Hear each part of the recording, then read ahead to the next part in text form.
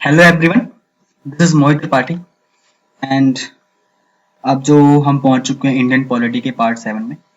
Part 6 में हमने Indian council act of 1861 को देखा था। That is very important.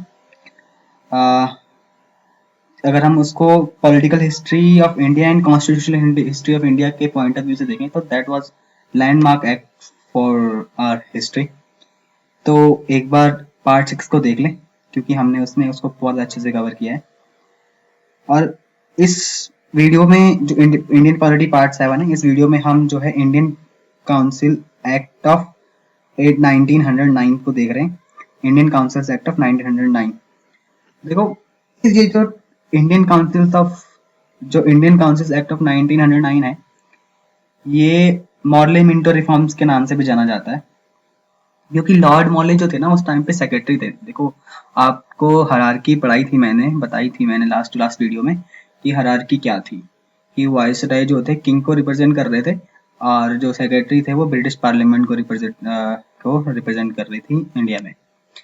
तो लॉर्ड मॉर्ले उस टाइम पे सेक्रेटरी थे स्टेट ऑफ फॉर इंडिया के, एंड लॉर्ड मिंटो उस टाइम पे क्या थे, वाइसराय ऑफ इंडिया।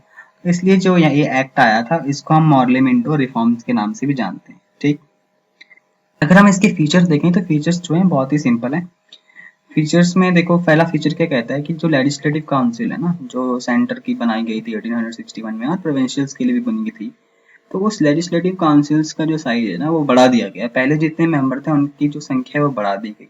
अभी 16 थी, पहले 16 से इनको क्या कर दिया गया, 60 कर दिया गया, 60। और किसके लिए किया गया, सेंट्रल के लिए किया गया कि जो सेंट्रल लेजिस्लेटिव काउंसिल्स होगी उनको हम क्या करेंगे कि मतलब वाइसराय वाली काउंसिल्स, कि उसको हम क्या करेंगे कि उसमें हम 60 मेंबर्स रखेंगे। ठीक है, पर जो प्रोविंशियल्स की लेजिस्लेटिव काउंसिल होगी ना, जैसे north western India and Bengal and Punjab, जो इनके लिए है ना, तो यहाँ पे यूनिफॉर्मिटी नहीं थी। यहाँ पे मेंबर 30 भी हो सकते थे यार, काफी यूनिफॉर्म काउंसिल नहीं थी क्योंकि एक तरीके से डिसाइडेड नहीं था कि इतने मेंबर हमने रखने। पर सेंटर के लिए that was decided because 60 members should be there. तो अब देखो क्या हुआ कि सेकंड फीचर देखो, पहला फीचर तो ये है कि लेजिस्लेटिव काउंसिल्स का जो साइज है वो बढ़ा दिया गया है, और बोथ दोनों के लिए, सेंट्रल और प्रोविंशियल के लिए। सेंट्रल में इसकी जो मेंबर्स की काउंटिंग है वो 60 कर दी गई है, एंड जो प्रोविंशियल लेजिस्लेटिव काउंसिल्स है उसके लिए यूनिफॉर्मिटी नहीं है। वहाँ पे मेंबर्स जो है अलग अलग प्रोविंस के हिसाब से अलग अलग प्रोविंस अलग अलग है। ठीक है, अब देखो इसने क्या करा कि इस एक्ट ने रिटेन किया ऑफिशियल मेजोरिटी को। देखो, नॉमिनेटेड और इलेक्टेड थे ना उसमें लेजिस्लेटिव काउंसिल में मेंबर। इसने कहा कि मेजोरिटी तो official majority in the central legislative council but allowed the provincial legislative council to have non official majority. कि जो सेंट्रल लेजिस्लेटिव काउंसिल है ना 60 वाइसराय वाली, उसमें ऑफिशियल मेजोरिटी रहेगी।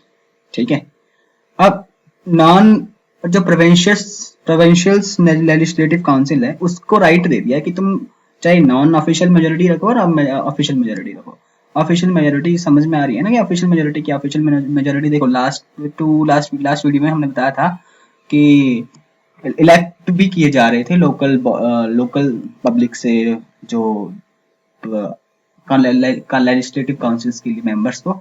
अब वो इलेक्टेड नहीं होंगे मेजोरिटी में, किसमें, सेंटर में वो इलेक्टेड वाली मेजोरिटी में नहीं होंगे।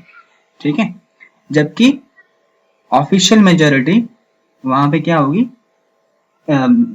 ऑफिशियल जो मेंबर्स होंगे वो मेजोरिटी में होंगे, इलेक्टेड वाले वहां पे माइनॉरिटी होगी। पर जो प्रोविंशियल लेजिस्लेटिव काउंसिल है वहां पे और एक क्या दे दी गई, फ्रीडम दे दी गई कि यू कैन चूज कि आपको किस तरीके की कॉन्फ़िगरेशन रखनी है अपने अपनी प्रोविंसेस में।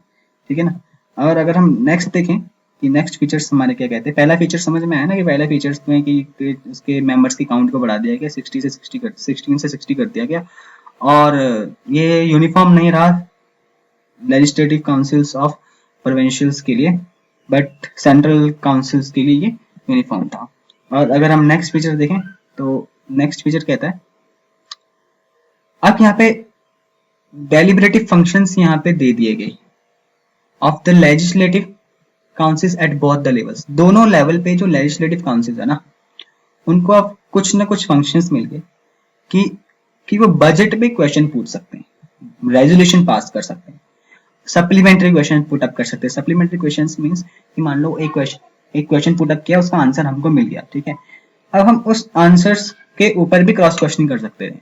जबकि पहले तक ऐसा था कि हमारे मतलब लेजिस्लेटिव काउंसिल के पास क्रॉस क्वेश्चन करने का राइट नहीं था। Now they can do cross questioning. पर देखो एक कहने को दे दिया यहाँ पे इनको, रेजोल्यूशन पास करने के लिए, कहने के लिए दे दिया, केवल रेजोल्यूशन पास कर सकते हैं, विरोध कर सकते थे। सप्लीमेंट्री क्वेश्चन वाला तो बहुत इजी है कि क्रॉस क्वेश्चनिंग का भी राइट मिल गया। अब जो रेजोल्यूशन है ना, रेजोल्यूशन का जो फंक्शन दिया गया लेजिस्लेटिव काउंसिल को, दैट इज टू वीक, इतना कमजोर था कि मान लो इनको अगर पसंद नहीं है लेजिस्लेटिव काउंसिल्स को कोई बजट का कोई भी सेगमेंट, तो रेजोल्यूशन तो पास कर देंगे, पर फिर भी ये केवल पास रेजोल्यूशन तक ही सीमित रह जाएगा। वैसे अगर पास होना है बजट को तो फिर भी बजट पास हो ही जाएगा, क्योंकि दे अब इनके पास तो इतना कुछ राइट है नहीं कि कैसे उनको वो वोटिंग राइट्स है नहीं थे। अब अगर ठीक है, थर्ड फीचर ये कहता है कि डेलिबरेटिव फंक्शंस मिल के सप्लीमेंट्री क्वेश्चन पुट अप कर सकते हैं और रेजोल्यूशन भी बजट के ऊपर पास कर सकते हैं कि अगर हमको ये चीज में थोड़ी कमी लग रही है। ये सब चीजें जो थे लेजिस्लेटिव काउंसिल थी दोनों लेवल पे सामने रख सकती थी। अब देखो पहली बार क्या हुआ, फोर्थ फीचर देखते हैं कि पहली बार for the association of Indians with the executive council of the viceroy and governors, कि पहली बार जो एग्जीक्यूटिव काउंसिल ऑफ वाइसराय और गवर्नर की है, वहां पे इंडियंस को बोला कि आओ यहाँ पे आपके लिए दरवाजे खुले हैं। तो Satyendra Prasad Sinha became the first Indian to join the viceroy council, executive council. जो एग्जीक्यूटिव काउंसिल थी वाइसराय की, उसको ज्वाइन करने वाले जो पहले इंडियन थे वो थे सत्येंद्र प्रसाद सिन्हा, ठीक है। He was appointed as a law member, उनको लॉ मेंबर के तरीके के उससे अपॉइंट किया गया था, ठीक है। तो फर्स्ट फीचर था कि मेंबर की काउंटिंग बढ़ा दी, यूनिफॉर्मिटी नहीं थी प्रोविंशियल लेजिस्लेटिव काउंसिल्स पे। सेकंड फीचर कहता था क्या चीज, मेजोरिटी रहेगी सेंट्रल लेजिस्लेटिव काउंसिल्स में ऑफिशियल्स की, बट प्रोविंशियल लेजिस्लेटिव काउंसिल्स में राइट है, फ्रीडम है कि they can decide what kind of majority they want. And third में क्या क्या डेलिब्रेटिव फंक्शंस, यहाँ पे डेलिब्रेटिव फंक्शंस मिल गए लेजिस्लेटिव काउंसिल्स को, और क्रॉस क्वेश्चन कर सकते हैं। रेजोल्यूशन तो नाम का ही है, बजट फिर भी पास हो जाएगा। फोर्थ फीचर कहता है कि it provided for the association of Indians की भागीदारी भी अब क्या हो गई, वाइसरॉय एंड गवर्नर्स की जो एग्जीक्यूटिव काउंसिल है उसमें हो गई। और सत्येंद्र प्रसाद सिन्हा ऐसे फर्स्ट इंडियन थे जिन्होंने ज्वाइन किया viceroy executive council as a law member, ठीक है। फिफ्थ था कि अब देखो आजकल हिंदू मुस्लिम बहुत किया जाता है, पॉलिटिकल भी हिंदू मुस्लिम बहुत ज्यादा हो गया है, बहुत सारे राइट्स हुए हैं रिलीजियस बेस पे, कम्युनल डिसहार्मोनी के कारण। तो यहाँ पे एक सिस्टम बना दिया गया communal representation. Morley Minto reforms में क्या हुआ कि एक ऐसा सेपरेट इलेक्टोरेट बना दिया गया जिसमें कि Muslim members were to be elected only by the Muslim voters, कि जो मुस्लिम मेंबर्स हैं उनको केवल मुस्लिम वोटर्स ही क्या चीज इलेक्ट कर सकते हैं। अब देखो यहाँ से क्या हुआ कि जो कम्युनलिज्म है उसको लीगल एक पैंतरा मिल गया कि ये इस कम्युनलिज्म तो ठीक है। डिवाइड एंड रूल पॉलिसी यहाँ से अंग्रेजों की शुरू हो गई, ब्रिटिशर्स की। उन्होंने ये क्यों किया है, अगर इसको हम ध्यान से देखें तो बहुत सारे रिवॉल्ट होने शुरू हो गए थे अंग्रेजों के खिलाफ, ब्रिटिशर्स के खिलाफ, एंड फ्रीडम मूवमेंट भी यहाँ तक बहुत अपने चरम पे पहुंच रही थी। तो शायद उनको ऐसा लगा होगा कि इनको आपस में लड़वा देते हैं, या आपस में ही लड़ते रहेंगे और हमारे विरुद्ध बोलेंगे नहीं। देखो पर अगर राइट, ये कम्युनलिज्म को हमने माना भी, इनके कहा हुआ, उससे पहले नहीं माना। हम पहले भी तो हिंदू मुस्लिम साथ में रह रहे थे, but then they came and put this in legalised form. Lord Minto जो कि इसके फादर कहे जाते हैं कम्युनल इलेक्टोरेट के, तो यहाँ पे ये very negative thing which done by Lord Minto. यहाँ पे कम्युनलिज्म को बहुत ही ज्यादा बढ़ावा मिल गया, आपस में लड़ाइयां बहुत ज्यादा होने लग गई, और दैट्स वेरी बैड।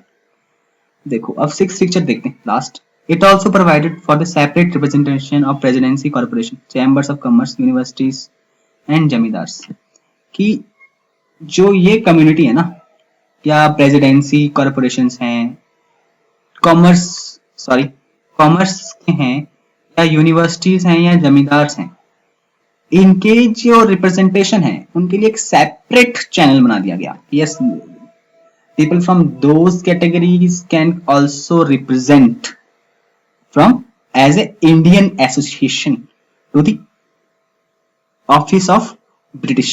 ठीक है ना.